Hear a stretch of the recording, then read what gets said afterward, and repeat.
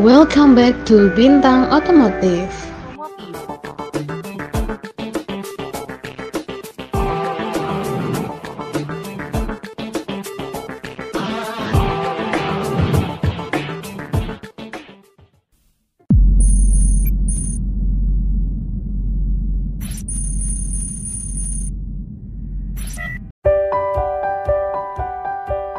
Udah mikirin apa sih? Belum bayar listrik.